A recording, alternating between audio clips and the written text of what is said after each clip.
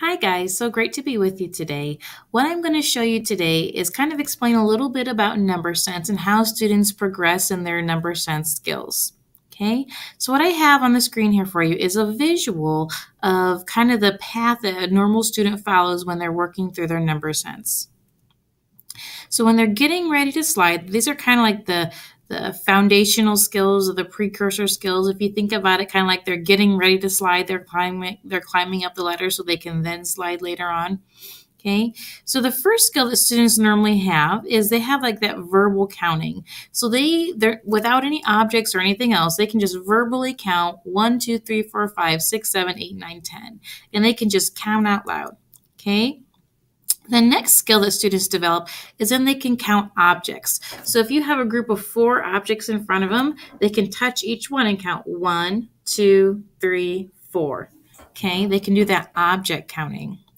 The next piece that students have is they are able to answer how many. So again, if I have those 4 objects out and I'm counting 1, 2, 3, 4, and I said, Kelly, how many did you just count? They should be able to say 4.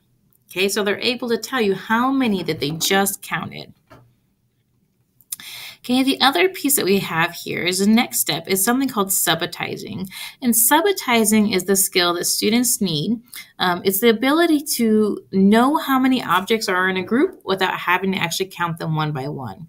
So if you think about the side of a dice, like the side of those cubes, and how they might have like 5 dots on them. If a student is good at subitizing, you can hold up that picture and they should be able to say 5 without having to actually count or kind of look at it or study it. They should just be able to see that group and know that it's 5.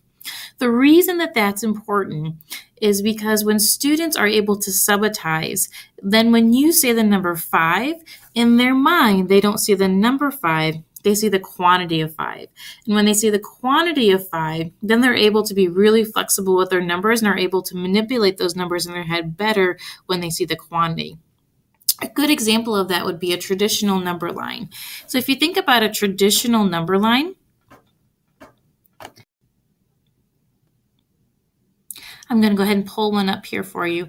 So if you think about like a traditional number line, and I say, show me where 5 is on this number line, most of us would point directly to this number 5 and say that's 5. But what we want students to understand instead is that that's not 5. That's the number 5.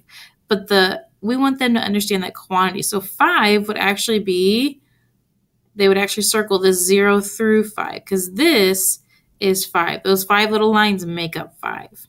Okay, so again, we want students to kind of have that quantity in their minds versus just seeing the numbers. Because when students see numbers in their minds, it's hard for them to break apart those numbers to add, subtract, multiply, divide, because all they have in their mind is just that abstract picture of what the number looks like versus having that quantity image in their mind. Okay, so with subitizing, there's lots of different ways to work on that with students. With number sense, we always say that number sense can't be taught, it has to be caught.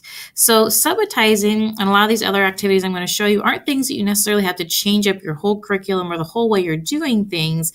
It's a way for you to sprinkle in different pieces of subitizing throughout your day. So subitizing, again, is just one of those tools you can kind of sprinkle in throughout the day as you're walking down the hallway, a real quick warm-up before you start your math time and those pieces.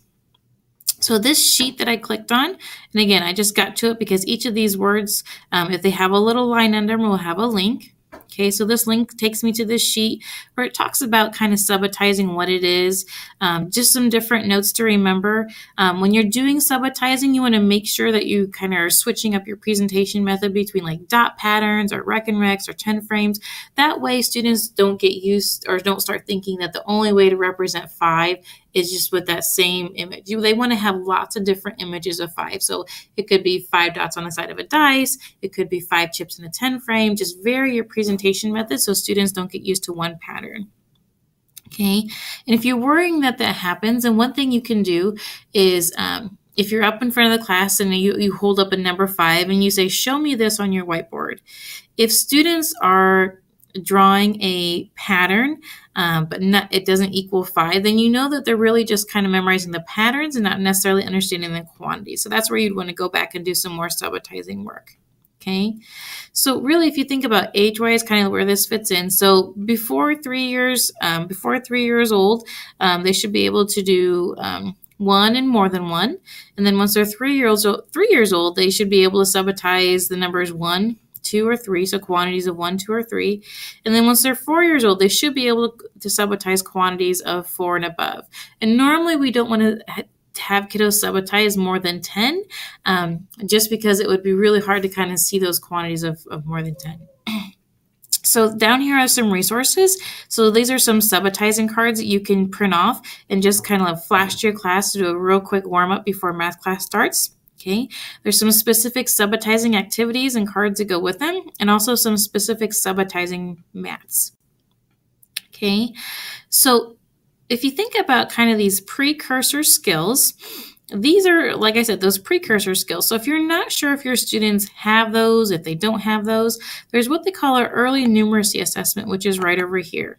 Okay, so with the early numeracy assessment, it's a quick assessment that you can do either whole group or one-on-one, and you can kind of administer this to your students and kind of see what holes they have, where they're at with a couple of things.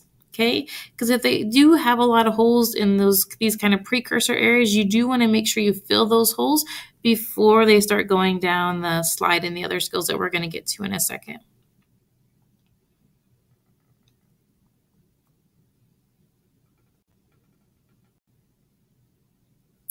All right, so down at the bottom, there's different tabs for each of those 4 areas that we just talked about. Okay, there's a little prompt that you would give them.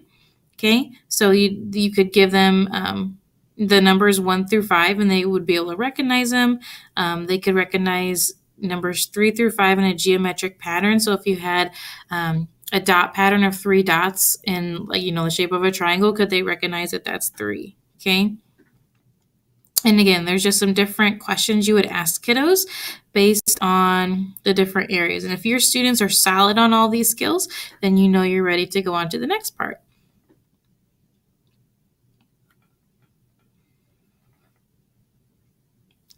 All right, so once students have mastered all of these skills, you've given the assessment, they're good to go, then you're ready to go on to the next piece. You're kind of ready to start sliding down the slide a little bit.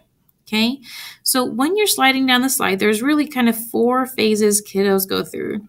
So the first phase is a direct modeling phase. And in that direct modeling phase, that's where if you give a problem like I had 2 apples, you have 2 apples, how many apples do we have all together? The students can actually take 2 chips, put down another 2 chips, and then count 1, 2, 3, 4 to get their answer. Okay, in this counting phase, the next phase down, that's where students get into this part where they can hold that first number in their mind and then count on. So if I use that same addition problem, if I say I have 2 apples, you have 2 apples, how many apples do we have all together? Then what the student could do is hold that first 2 in their mind and then just count on 3, 4 and get the answer of 4. Okay? The next area that we dive into is that derived facts. So derived facts is where you can derive the answer to a fact problem based on another fact that you know. So if you know 2 plus 2 equals 4, then you know 2 plus 3 equals 5 because that's a double plus 1.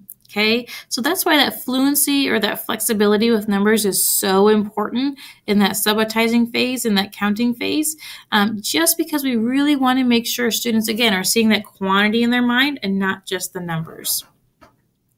Okay, after students progress through that, then they get to the point where they should be pretty fluent with their facts. Okay.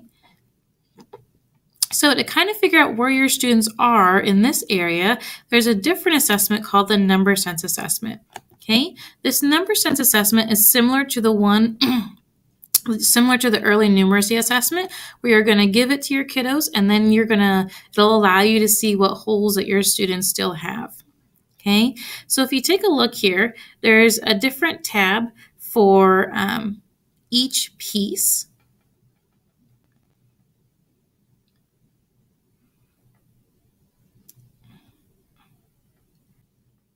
All right, so this number sense assessment is going to tell you what holes your students have that's kind of preventing them from being able to learn their facts. So down at the bottom, there's 4 different areas that we're looking at. So spatial relationships, kind of that subitizing piece. 1, 2, more or less, so students' knowledge of what's one more, what's one less. Okay, benchmarks of 5 and 10, so understanding the benchmarks of 5, so 5, 10, 15, 25, and then the ones of 10, so 10, 20, 30, 40, and so on. And then also part, whole, so understanding how things are put together and then how they are made whole. Okay, so what we're going to do, what you'll do on this assessment is the task is here. The materials, if you need any materials, are right here. Okay, the prompt that you'll say is right here. So this one says, show me 4 fingers. Okay, so each of those students' responses are based on a level. So the student would be a level 1 if the child doesn't show 4 fingers, if they show 2 or 1 or some other number. Okay, if the child can put one finger, if the child puts one finger up at a time, like 1, 2, 3, 4, then they would be a level 2. They're going to be a level 3 if the child puts all 4 fingers up at one time without having to count individually. Okay, so ideally we want every student to be at a level 3. So you notice, like, and you're welcome to take this form and do your file, make a copy, and then you can use this form yourself to track your students. Okay, you could put your students' names here, and you'll notice if I type a 1, like if a student got a level 1, it should turn red. Okay, but if I type a 3, it will turn green. Okay, so that's a color coding system for you to kind of help you visually see where your students are at. Okay, so once you've given this assessment and you know the weak areas of your kiddos, whether it be spatial relationships, 1, 2, more or less, benchmarks of 5 and 10, or part, whole, then what you do to fill in those holes are these activities right over here.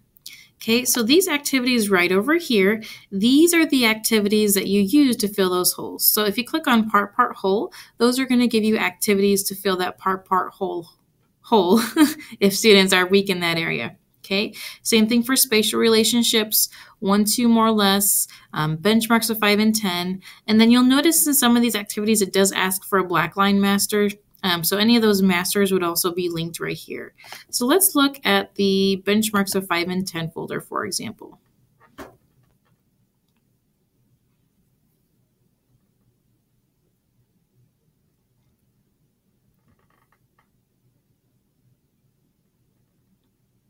So when you click on this, it's going to take you to a Google Drive folder that you can that has all of the activities in it. The activities don't go in a particular order. They're all more games. Because if you think back to earlier when we talked about how number sense can't be taught, it has to be caught. So these are all games that you can do as students. And like I said, they don't go in any order. It's just you're doing the ones that, fit your students' needs. You can really do any of them. They're all going to work on the same skill in that particular folder. So all of these games, for example, work on just benchmarks of 5 and 10. So again, you could choose any of these to do with your kiddos, and you could do them during, once a week, twice a week, whatever kind of fits into your current math structure that you have. So if I go ahead and open one up, let's do tool time, for example.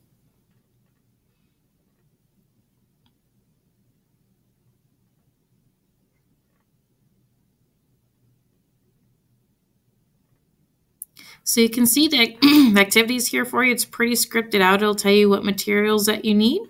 Okay. Also things to look for as you're doing this with kiddos. And then ways you can reuse this game. So I want you to always think about and try to use games that we call evergreen games. So evergreen games are games that can be reused. So students don't have to learn the rules of a new game, but they can use the same game just with different skills.